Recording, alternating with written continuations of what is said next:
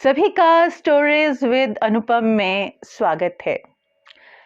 जो नम्र होकर झुकते हैं वही ऊपर उठते हैं। जी हाँ, ये बिल्कुल सत्य है। विनम्रता न केवल आपके व्यक्तित्व में निखार लाती है बल्कि कई बार सफलता का कारण भी बनती है। कोमलता सदा जीवित रहती है जबकि कठोरता का जल्दी ही विनाश हो जाता है। विनम्रता कायरता नहीं है, ये मनुष्य को शांति, शक्ति और ऊर्जा प्रदान करती है। मनुष्य यदि विनम्रता से जीवन जीना सीख ले तो अनेक परेशानियों से दूर रहेगा। तो चलिए आज की कहानी सुनते हैं। यमन देश का बादशाह बहुत ही दानी था और उसके हाथों से मान और रुपए वर्षा की तरह बरसते थे। और उस समय में हातिम भी बहुत बड़ा दानी था, पर किसी की हिम्मत नहीं होती थी कि वह बादशाह के सामने हातिम का नाम ले। बादशाह तो उसके नाम से भी चिढ़ता था। एक बार बादशाह ने शाही दावत पर बड़े बड़े लोगों को बुलाया और वहीं किसी ने हातिम का किस्सा छेड़ दिया तो दूसरे व्यक्ति ने भी हातिम की प्रशंसा कर दी। ये सब सुनकर बादशाह को बहुत बुरा लगा और उसके मन में हातिम के प्रति ईर्ष्या की भावना जग गई। बादशाह ने हातिम को जान से मार डालने के लिए एक नौकर भी तय कर दिया और शाही नौकर हातिम को मारने के लिए चल पड़ा। रास्ते में उसकी भेंट एक आदमी से हो गई। उसे वो आदमी बहुत ही सज्जन प्रतीत हुआ। उसकी बातों ने उसके मन को जीत लिया। उन दोनों को चलते चलते रात हो गई और उस अजनबी व्यक्ति का घर पास में ही था। उसने शाही नौकर को अपने घर पर ठहरने के लिए कहा और शाही नौकर उसके घर पर रुक गया। मेजबान ने मेहमान की खूब खातिरदारी की, उसे खूब स्वादिष्ट भोजन कराया और मेहमान उसके व्यवहार से बहुत प्रभावित भी हुआ और रात्रि में वह वहीं ठहर गया। प्रातःकाल जब वह मेहमान जगा तो उसने जाने की आज्ञा मांगी और कहा, मुझे एक बहुत जरूरी काम पूरा करना है।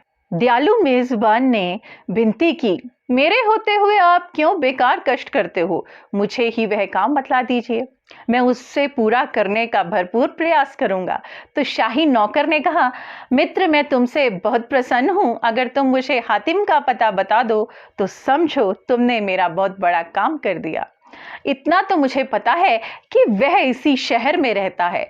तो मेजबान ने पूछा हातिम से कि आपका क्या काम है? तो शाही नौकर बोला, क्या बताऊं मित्र, यमन के बादशाह ने मुझे उसका सिर लाने के लिए भेजा है। कृपया करके तुम मुझे उसका पता बता दो।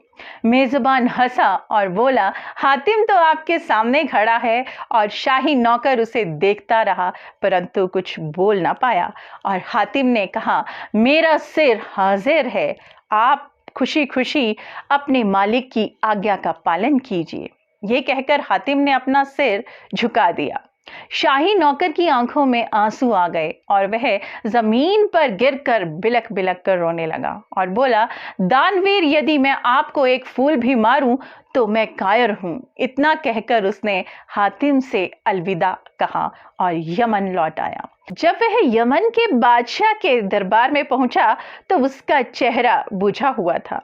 बादशाह ने पूछा, क्यों, क्या बात है? हातिम ने तुझ पर हमला तो नहीं किया? शाही नौकर ने कहा, नहीं। तो बादशाह ने कहा, तो तुम इतने दुखी क्यों हो? नौकर ने हातिम का पूरा किस्सा सुनाया। उसने कहा, हातिम की जितनी प्रसिद्धि है वह उससे बढ़कर है। उसका व्यवहार प्रशंसा के योग्य है। वह बहुत ही बुद्धिमान और उदार है। वह दुनिया में सबसे बढ़कर है। मैं उसके एहसान को कभी नहीं भूल सकता। ये सारी बातें सुनकर बादशाह के मन का मैल भी धुल गया। उसे अपनी भूल मालूम हो गई और स्वयं भी उसने हातिम की प्रशंसा की और उस नौकर को बहुत सा धन भी दिया। कहानी हमें ये सीख दे रही है कि हमें दूसरों की प्रशंसा पर ईर्ष्या नहीं करनी चाहिए। जिस प्रकार से बादशाह ने हातिम की प्रशंसा सुन उससे ईर्ष्या की। ईर्ष्या एक ऐसा अवगुण है जो मानव के खुद के जीवन को तो तहस नहस करता ही है, अपितु दूसरों को भी मुश्किलों में डालता है। तो ईर्ष्या जैसे अवगुण का त्याग कीजिए और एक खुशहाल व्यक्तित्व का निर्माण कीजिए। मैं फिर मिलूंगी एक नए विषय के साथ। आपकी अनुपम।